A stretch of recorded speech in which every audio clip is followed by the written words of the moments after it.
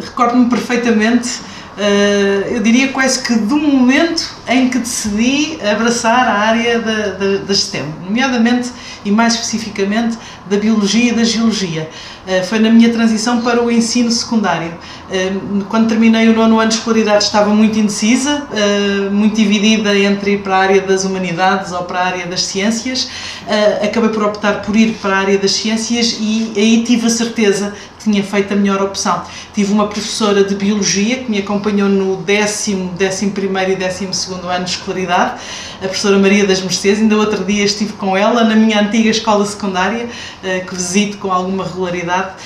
e recordávamos algum desse tempo. Ela foi, sem dúvida, uma pessoa muito influente na minha decisão e no gosto que me fez pelo conhecimento em ciência. Era uma professora notável que me influenciou até em muitos outros aspectos da minha vida.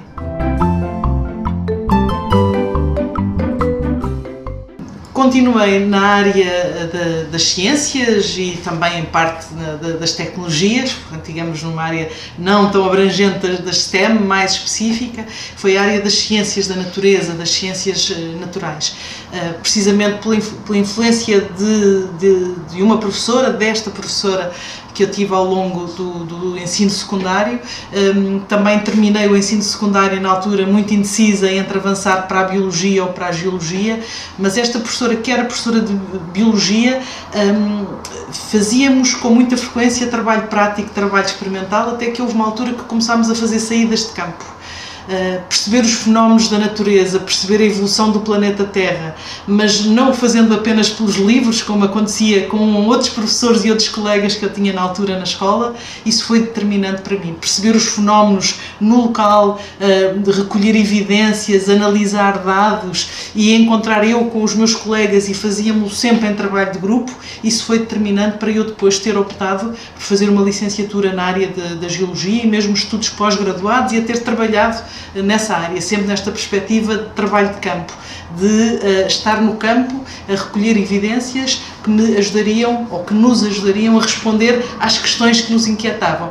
perceber porque é que o planeta é assim, porque é que evoluiu desta maneira, e descobríamos nós próprios as respostas através de estudo de mapas, de recolhas de amostras, e isso foi determinante para eu ter continuado a estudar, neste caso mais específico, Geologia, e ter feito, nomeadamente, a licenciatura no ramo científico da Geologia e ter trabalhado depois nessa área.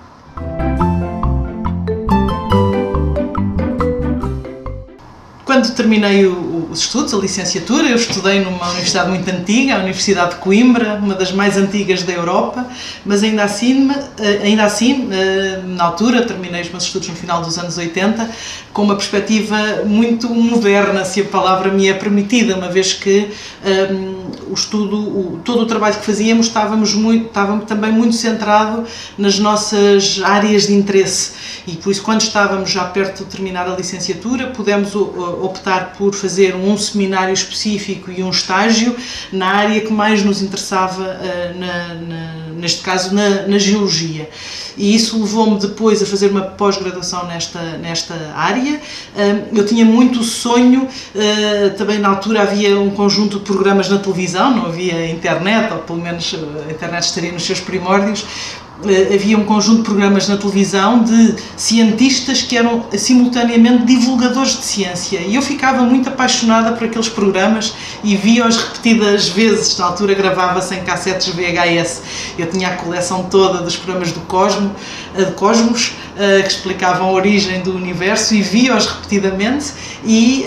os meus pais compravam umas revistas do National Geographic, na altura não eram ainda traduzidas em português, mas como eles percebiam do meu interesse pelas ciências, compravam-me essas revistas em inglês, o que também acabou por melhorar as minhas competências linguísticas, e eu comecei nessa altura a ficar fascinada pelas fotografias que essas revistas traziam. E então o meu sonho na altura, nos meus 20 e poucos anos, era conseguir conciliar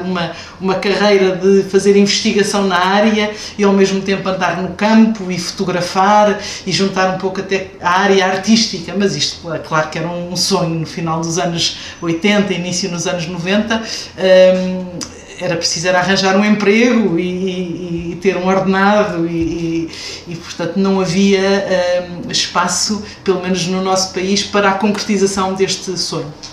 Os programas Erasmus estavam a começar nessa altura, ainda me candidatei, tive a hipótese de ir para a Espanha, para Valência, no âmbito do Erasmus, mas ao mesmo tempo, tendo eu já estava a finalizar os meus estudos, era preciso começar a pensar numa profissão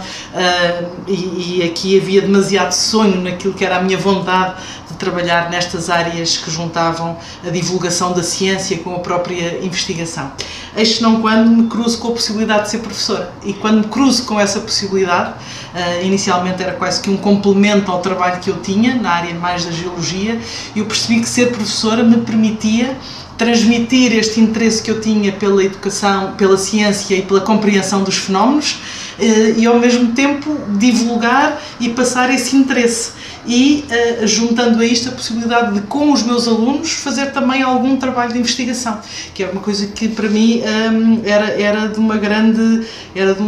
muito desafiante, porque a escola continua ainda um bocadinho formatada, mas na altura estava ainda mais formatada. Portanto, quando eu falava com os meus colegas professores, todos muito mais velhos e experientes, comecei a trabalhar e estive praticamente enquanto professora sempre em escolas de Lisboa, e eles achavam quase que um bocadinho disparatado eu querer sair tanto com os meus alunos, porque eles diziam: estás numa cidade sou Alcatrão, não há ciência aqui, não cabe, se queres, então vai a museus. Eu disse: não, mas eu não quero só, também posso ir a museus, mas eu quero ir para o campo. Então ia, como muitas vezes, aqui perto de Lisboa há um conjunto de fenómenos de ciência e de geologia muito interessantes. Quando se sai de Lisboa na direção de Cascais e de Sintra, observam-se fenómenos muito variados do ponto de vista da geologia, num território que não é um território tão grande quanto isso. E, portanto, eu própria comecei a fazer novamente investigação na área da geologia e levava os meus alunos comigo, e comecei a perceber que podia fazer trabalho também com pessoas que estavam só na área da própria investigação. E recordo-me que, apoiada por um projeto que nasce em pleno anos 90, 96, por aí, que foi o projeto Ciência Viva, esse projeto financiava as escolas, dava-lhe verbas para que os professores pudessem fazer atividades com os seus alunos. E eu concorri com outros colegas, naturalmente, não só sozinha, e conseguimos fazer trabalho, na altura, com uma equipa de arqueólogos, e eu levava alunos do terceiro ciclo, maioritariamente, 14, 15 anos, que iam com os arqueólogos para o terreno fazer a parte da geologia, que era, só para dar um exemplo, perceber onde é que homens do tempo, enfim, já um neandertal, já mais tardio, encontravam as suas fontes líticas, onde é que estavam as pedreiras, onde é que eles iam buscar o sílex para construírem os seus materiais. E isto fascinou muitos dos meus alunos, que inclusive alguns deles seguiram carreiras de ciência, porque se sentiam úteis, tinham só 14 ou 15 anos, mas aprenderam a cartografar e trabalhavam com arqueólogos e percebiam o sentido daquilo que estava a ser feito. Portanto, do meu ponto de vista, não é só a ciência pela ciência, mas é também a de formar, e senti-me parte disso, a formar cidadãos que passaram a ter outras preocupações e a tentar também, acima de tudo,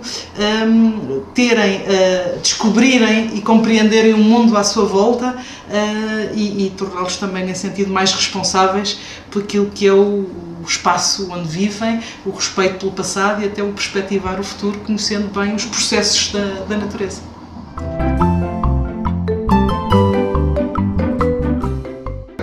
Atualmente, e indo buscar muito daquilo que foi a minha experiência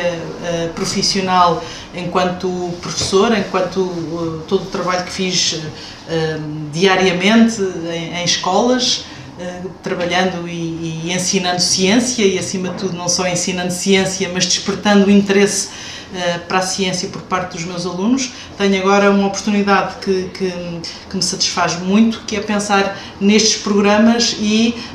retribuir às escolas também tudo aquilo que eu aprendi nas escolas, proporcionar a possibilidade de os professores, que são professores da área das STEM, poderem fazer este trabalho de motivação, transportando os seus alunos para situações reais de aprendizagem. Portanto, dentro de outras áreas em que trabalho no Ministério da Educação, esta não é a única, mas tenho um especial carinho por esta área, porque sei da importância que as escolas proporcionem estas experiências motivadoras no âmbito do trabalho em ciência, os alunos terem curiosidade, quererem compreender os fenómenos, porque sei que tenho a certeza de que, se forem curiosos, vão querer saber mais, vão querer fazer os seus próprios percursos e vão interessar-se por uma ciência que é uma ciência que garante também a sustentabilidade do planeta, porque sendo futuros cidadãos que podem até não trabalhar na área das ciências, mas trazerem todo esse conhecimento sobre os fenómenos que os rodeiam, fará deles certamente cidadãos mais cuidadosos